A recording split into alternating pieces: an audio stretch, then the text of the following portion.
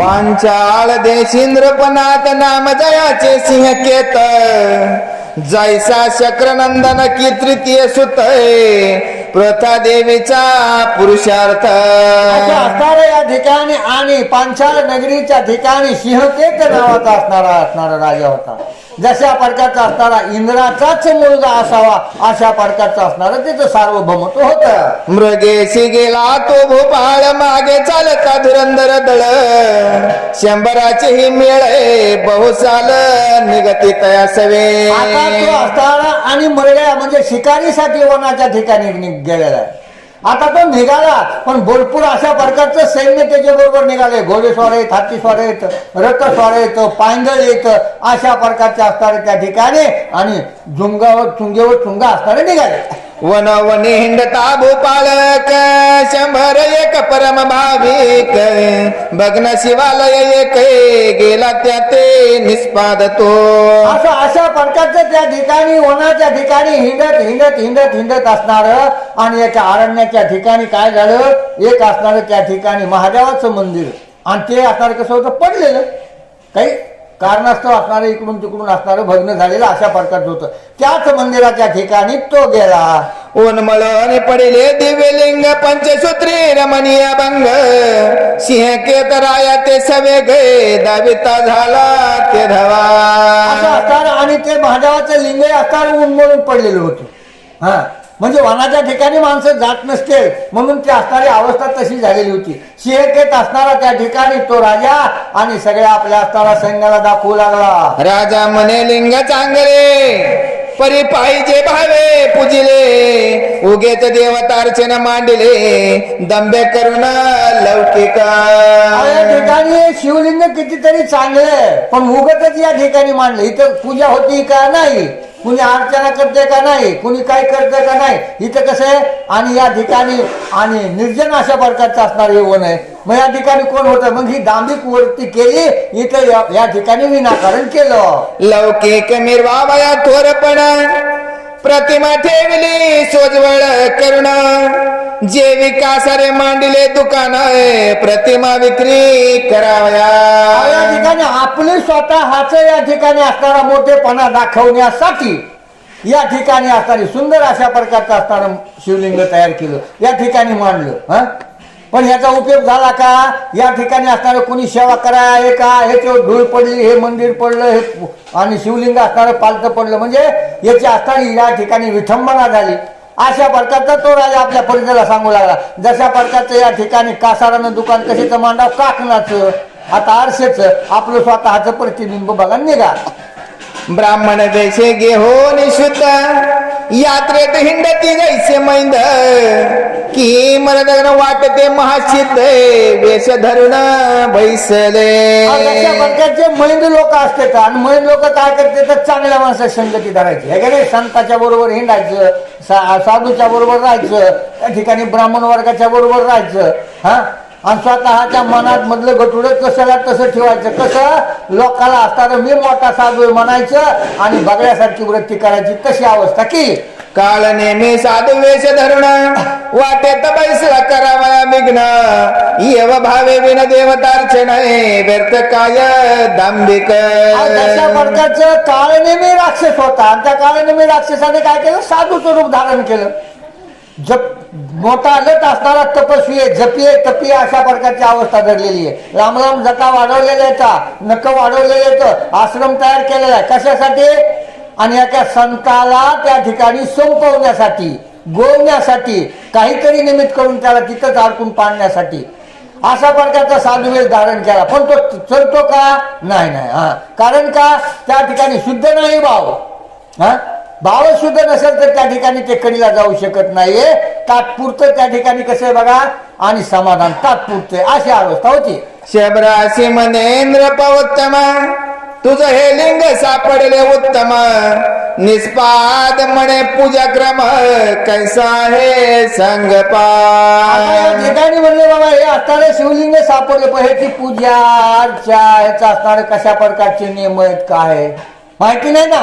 मग एक कसे असतात हे आम्हाला सांगा बरं म्हणले. विनोदे बोले नृपवर पूजेचे आहेत बहुत प्रकार परिचित्त भस्म पवित्र नित्य नूतन आणावे. काय असणारे राजाने असणाऱ्या विनोदाने सांगितलं पूजेचे प्रकार लय मोठे आहेत म्हणले. ज्याच्या मनात जसं येईल तसे प्रकार आहेत म्हणले त्या ठिकाणी. मग याच्यासाठी काय करावं लागतं म्हणले, आणि चित्त भस्म शुद्ध पाहिजे, अंतकरण चित्त हे शुद्ध पाहिजे आणि ते शुद्ध असेल तर जमत. चित्त भस्माविना नैवेद्य करून समर्पण हेच मुख्य वर्म जाणे शिवलक्षण निष्ठेचे. आणि असणाऱ्या या ठिकाणी चित्त आहे का चित्तभस्म चित्तभस्म चित्ता चित्तभस्म चित्ताभस्म. आता त्या ठिकाणी आणि चित्ताभस्म म्हटल्याच्या नंतर असणार आणि त्या ठिकाणी ते काय करावं लागते, जाळलेल्या माणसाची राख आणावं लागते, त्याला चित्ताभस्म ते आणायचं आणि ते असणारं या ठिकाणी आपल्या शरीराला लेपन करायचं. हे महादेवाचं आणि मूळ अशा प्रकारचं भस्म आहे आणि ते पाहिजे, ते असून आणून आपल्या अंगाला लावायचं, नंतर पूजा करायची. नृपवचन मानून यथार्थ शबरलिंग घरानित शबरीशी सांगे वृत्तांत हर्षभरित ते झाली. आता हा राजाचं हे म्हणणं खरं मानलं, कारण का जो कसा होता की ह्याला त्याच्या मनामध्ये कुडा भाव नव्हता, ते सांगेल ते खरं आहे असं वाटलं. त्यानं असणारं ते शबरानं ते लिंग घेतलं, आपल्या घरी आणलं, आपल्या पत्नीला दाखवलं आणि सांगितलं ह्याची आपल्याला पूजा करायची आहे. सोमुहूर्त शिवलिंग स्थापने दोघे पूजती एकनिष्ठ करुणी चित्ता भस्म नित्य नूतन आहे आणि ती मिळवून साक्षेपे. आता त्या ठिकाणी दोघा जणांनी एवढं भावयुक्त असणारं ते असणारं शिवलिंगाची पूजा करायची आणि दररोजचं चित्ताभस्म असणार कुठून तरी का होईना पण हुडकून आणायचं. कुठेतरी मेलेलं माणूस असते, कुठेतरी जाळलेलं असते, तिथला चित्ताभस्म आणायचा, त्याचा असणारा अंगाला असणार लावायचं आणि भगवंताची त्या ईश्वराची सेवा करायची. एक ते होताची सुंदरी नैवेद्याने ती झडकरी उभयंता जोडल्या करी शिवस्तवणी सादर. अशा प्रकारचा आधी दोघा जणांनी त्या महादेवाची आराधना करायची, हात जोडायचे, नैवेद्य दाखवायचा आणि भगवंताच्या असतात त्या ठिकाणी आराधना करायची. आयुष्य नित्य करीत आपूजन लोटले कित्येक दिन त्यांची निष्ठा पहावया पूर्ण केले नवल पंचवदने. आणि अशा प्रकारचे कितीतरी वर्ष असणार त्या दोघा जणांनी असणार आणि भाव धरून त्या ठिकाणी असणार काय केलं आणि भगवंताच्या त्या ठिकाणी पूजा केलेली आहे. दररोज चित्ताभस्म आणायचं, किती कष्ट लागत असेल त्यांना तेवढं करायचं आणि जेणेकरून भगवंताची सेवा करायची. असे किती वर्ष गेल्याच्या नंतर स्वतः महादेवजीने असणार म्हणले आता ह्यांना आपण प्रगट होऊन आशीर्वाद द्यावाच लागतोय. बरं आयसे एकदा घडवून आले चित्ताभस्म कोटे न मिळाले शेबरे बहुत शोधिले अपार क्रमिले भूमंडळ. महादेवजीने मी परीक्षा घेतलेली, मग आता एके दिवशी काय केलं महादेवानं असणारं कुठलं माणूसच मरू दिलं नाही. मग ह्या शबऱ्यानं काय केलं, भरपूर अशा प्रकारचं वन ढुंडाळलं, कितीतरी हेंडला पण त्याला चित्ताभस्म सापडलं नाही. परतोनी सदनासी येत शेबरीची सांगे वृत्तांत तीही झाली चिंता क्रांत मन पूजन केली होय. कटाळून आपल्या पत्नीला सांगितलं बाबा कुठंच असणार आज असणार या ठिकाणी चित्ताभस्म सापडलं नाहीये.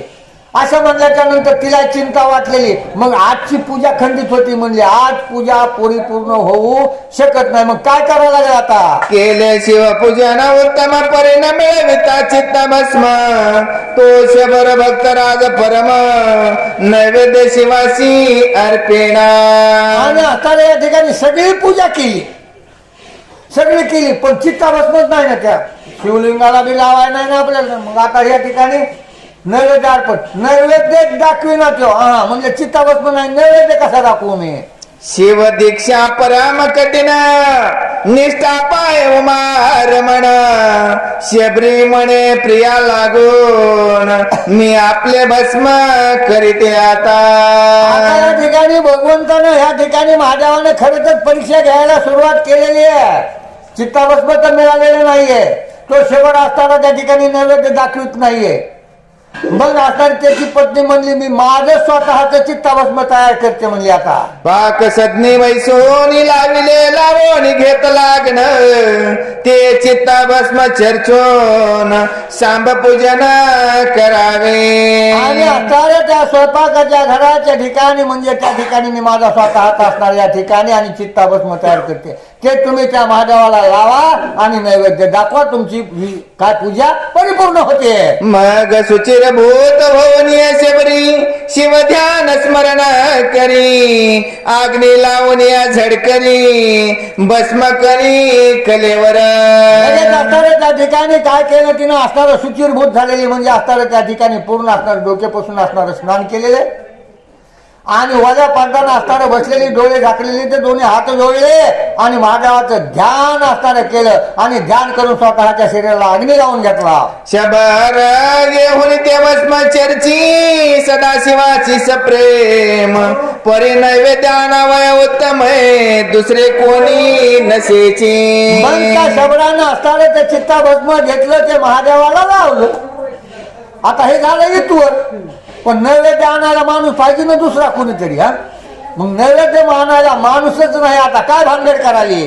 भोळा चक्रवर्ती उदार तारावया धैर्य आहे पाहे शंकर आसन घालून या शबर परम सादर शिवार्चने. आता त्या ठिकाणी महादेवजी त्या ठिकाणी भक्ताला तारणारा अशा प्रकारचा तो देव आहे. हा तरले करती हा भरवसा अशा प्रकारचा तो देव आहे. पण या शबरानं काय केलेलं भस्म लावून अनुष्ठान मांडलं. हारायला तयार नाही त्या ठिकाणावर. काय करतो पुढं. शबरे उत्तम पाक करण नित्य येते नैवेद्य घेऊन शबर एकार्ती करुण पूर्वाभ्यास बोलती. आता या ठिकाणी त्याची पत्नी ती शबरी असणारी पूर्ण स्वयंपाक करायची. हे ना असणाऱ्या देवाची पूजा करायची आणि तिनं नैवेद्य घेऊन यायचा. पण आज आहे का कुणी. आज नाहीच ना. कारण का तिनं स्वतःच असणारं शरीर जाळून घेतलेलं होतं ना. त्याचा भस्म तयार केलेला होता. मग आज नैवेद्य आणण्यासाठी कोणीच नाही. शबर त्या ठिकाणी बसलेला आहे. एक अर्थे होताच सदाशिव त्रुटी न वाजता नैवेद्य दावा विलंब होता महादेवा शोभा अत्यंत पय होय. महादेवाची असणारी पूजा कशा प्रकारची. पाणी घातलं आणि भस्म लावला. हा भस्म लावला की असतात त्या ठिकाणी आरती प्रदक्षिणा व्हायच्या अगोदर काय करावं लागतो नैवेद्य दाखवावं लागतो.